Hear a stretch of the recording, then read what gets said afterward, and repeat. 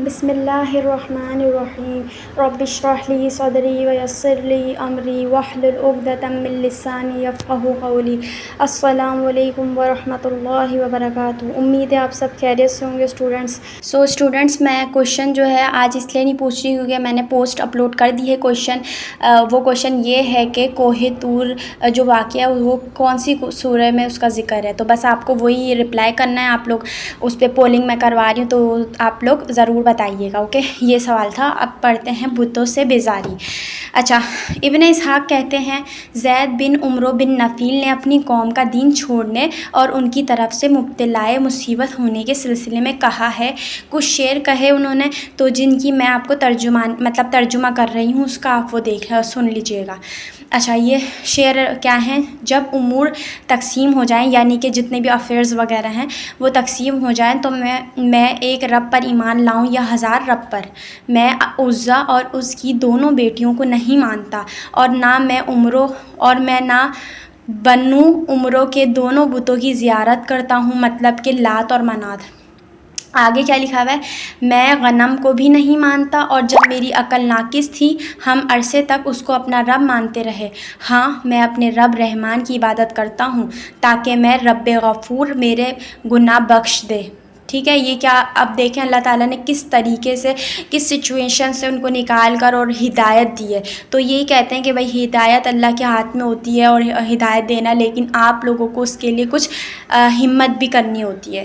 اچھا، تم اپنے رب اللہ تعالیٰ کے تقوی کی حفاظت کرو، اگر تم اس پر کاربند رہے تو اس کی رحمت سے محروم نہیں رہو گے۔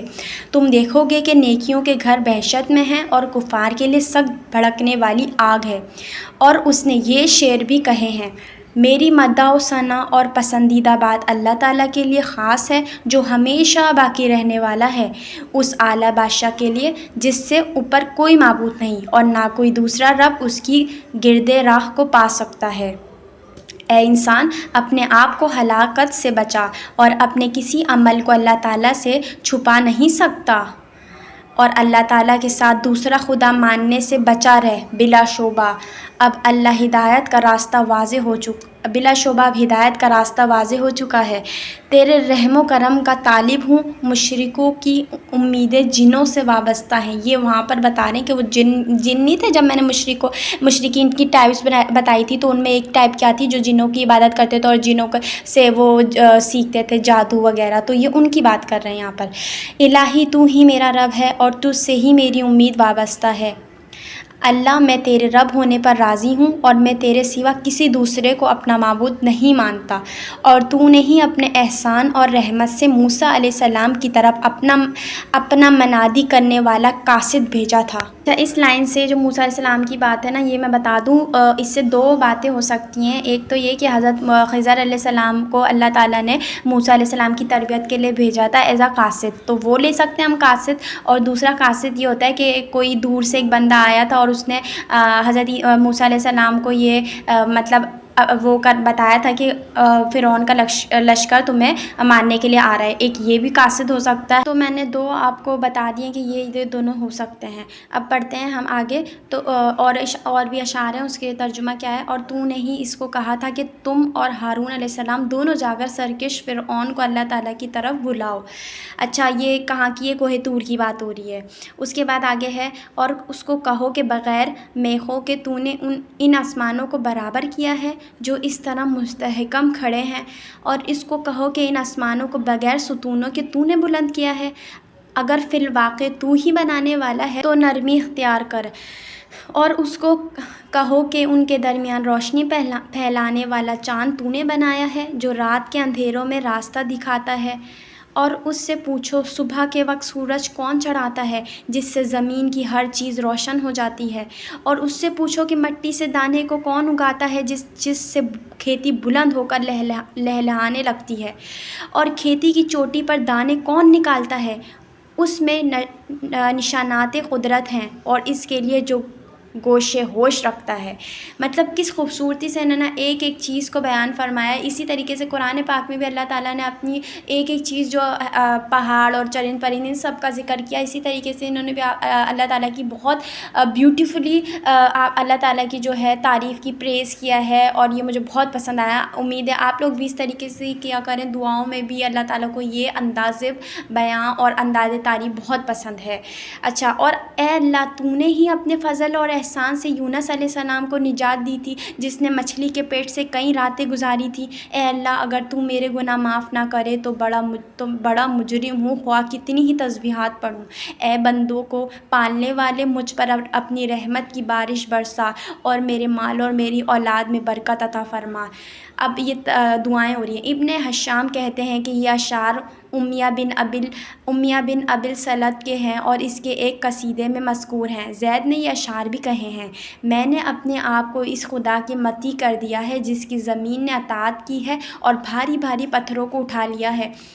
اس نے اس کو بچایا، اور جب وہ پانی پر ہموار ہو گئی تو اس پر پہاڑ گاڑ دیے۔ میں نے اپنے آپ کو اس کے تابع کر دیا جس کے بادل تابع ہیں اور صاف ستھرا اور شیریں پانی اٹھا کر لاتے ہیں۔ جب ان کو کسی شہر کی طرف لایا جاتا ہے تو اطاعت کرتے ہیں اور اس پر پانی کے ڈول برسا دیتے ہیں۔ اچھا، یہ یہاں پر شعر اینڈ ہو گیا۔ اب کیا ہے، خطاب نے زید رحمۃ اللہ علیہ کو بڑی اذیتیں دے کر مکہ سے نکال دیا۔ عمر بن خطاب ادھر اس کی بات ہو رہی ہے کہ انہوں نے نکال دیا تھا ان کو بہت زیادہ ظلم دے کر۔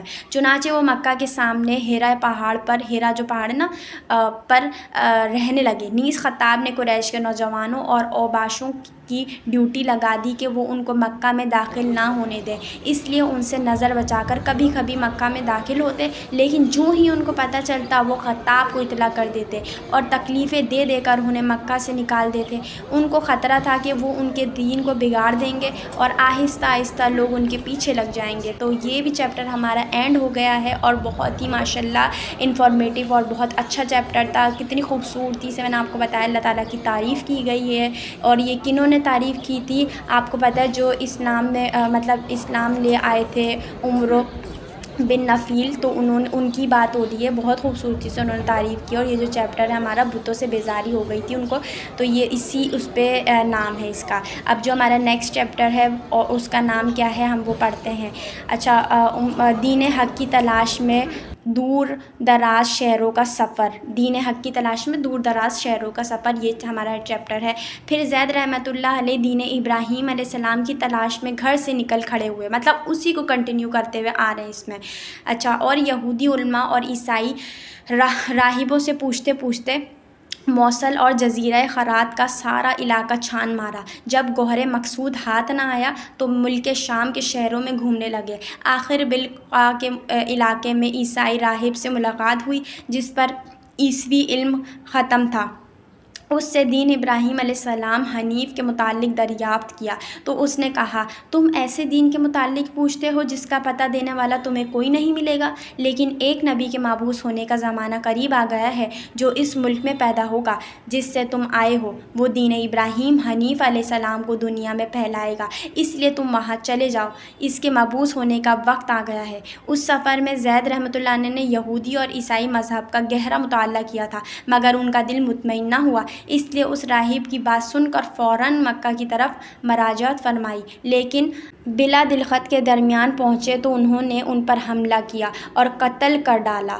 ورقہ بن نوفل نے ان پر آنسو بہائے اور ان کے مرثیے میں یہ اشعار کہے: اے ابن عمر، تو نے بہت اعلیٰ ہدایت پائی اور آگ کے شعلے مارنے والے گرم تنور سے بچ گیا۔ اچھا، ایسے رب کو مان کر جس کی مثال کوئی رب نہیں ہے، اور ناکارہ بتوں کو ان کی بے بسی میں چھوڑ کر، اور ایسے دین کو پا کر جس کی تلاش میں تم بھر سرگرداں رہے اور اپنے رب کی توحید سے کبھی غافل نہ ہوئے، تم ایسے گھر میں پہنچ گئے ہو جہاں ٹھہرنا باعث عزت ہے اور جس میں تم تعظیم و تکریم کے ساتھ بہراور ہو، جس میں تم خلیل علیہ السلام مطلب خلیل اللہ سے ملاقات کرتے ہو، اور خدا کا شکر ہے کہ تم سرکش انسان بن کر آگ میں نہیں گرے ہو۔ کبھی انسان کو رب کی رحمت پالتی ہے، اگرچہ وہ زمین کے نیچے 70 گہرے گڑھوں میں مبتلا عذاب میں ہو۔ اچھا، یہ ہمارا چیپٹر بہت انٹرسٹنگ تھا، یہ بھی اینڈ پر ہو گیا کہ کس طریقے سے ان کو قتل کر ڈالا اور ان کا جو خاتمہ ہے وہ ایمان پر ہوا، اور اس طریقے سے کیا ہوا کہ ان کی ڈیتھ ہوئی ہے۔ تو یہ بھی ہمارا اینڈ ہو گیا۔ اب نیکسٹ چیپٹر انشاءاللہ کل ہم پڑھیں گے امیہ بن ابی سلط ثقفی۔ تو ان کے بارے میں جو میں نے ابھی ذکر کیا تھا وہ، بلکہ میں نے آپ کو اس والے چیپٹر میں ذکر نہیں کیا تھا جو ابھی میں نے پڑھایا ہے، اس سے آگے والے چیپٹر میں ذکر کیا تھا، جس میں ہم نے کیا لائن پڑھی تھی۔ ابن ہشام کہتے ہیں کہ یہ اشعار امیہ بن ابی سلط کے ہیں اور اس کے ایک قصیدے میں مذکور ہیں، تو یہ آپ کو پتہ ہوگا، چل گیا ہوگا۔ اب ہم نیکسٹ چیپٹر انشاءاللہ کل پڑھیں گے۔ امید ہے ویڈیو اچھی لگی ہوئی، اچھی لگے تو پلیز شیئر کریں۔ اللہ حافظ۔